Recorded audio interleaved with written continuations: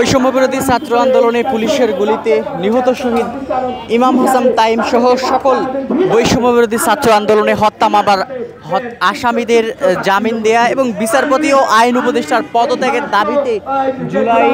সকল শহীদ পরিবার নিয়ে এখানে কিন্তু এই মুহূর্তে আমরা দেখতে পাচ্ছি সচিবালয়ের সামনে কিন্তু এই বৃষ্টিতে ভিজে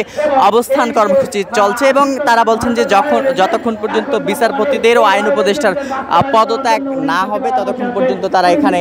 অবস্থান করবেন তেমনটি কিন্তু আমরা জানতে পেরেছি। আপনাদেরকে যদি একটু দেখাই এই মুহূর্তে এই শহীদ পরিবারের যে সমাবেশ এবং আন্দোলন সেই আন্দোলনকে ঘিরে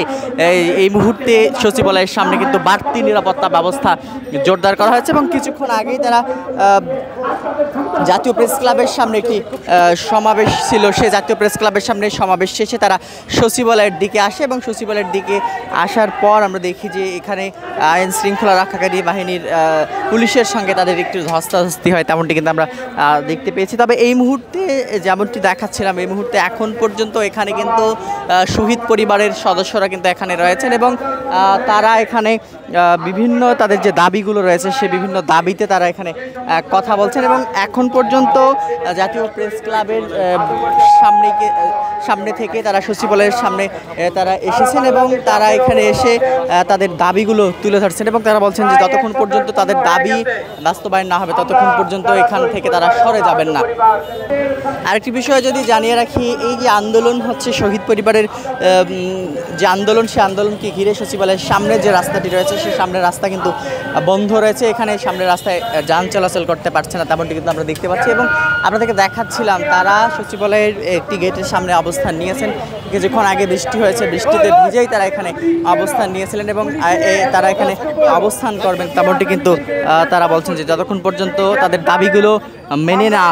মেনে নেওয়া না হবে ততক্ষণ পর্যন্ত তারা এখানে অবস্থান করবেন।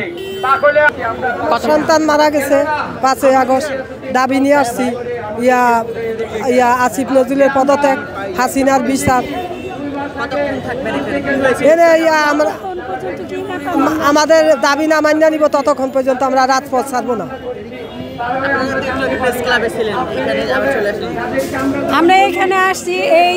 যে আমরা তো এখানেই থাকবো, উনি তো এখানে, আসিফ নজরুলের তো এখানে, আমাদের কোনো বিচার হয় নাই, কেন বিচার হবে না? আর যে আসামি ধরা হয় উনি টাকা খায়া ওই আসামিরা ছাইরা দেয় কিভাবে? উনি তো রাস্তার উপরে এই কাজটা করছে, উনি তো অন্য জায়গায় করেন।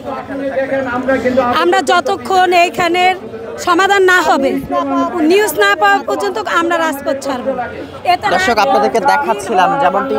যেমনটি বলছিলাম যে এখানে শহীদ পরিবারের সদস্যরা এখনও এখানে অবস্থান করছেন এবং তারা বলছেন যে তাদের দাবিগুলো যতক্ষণ পর্যন্ত মেনে নেওয়া না হবে ততক্ষণ পর্যন্ত এই জাতীয়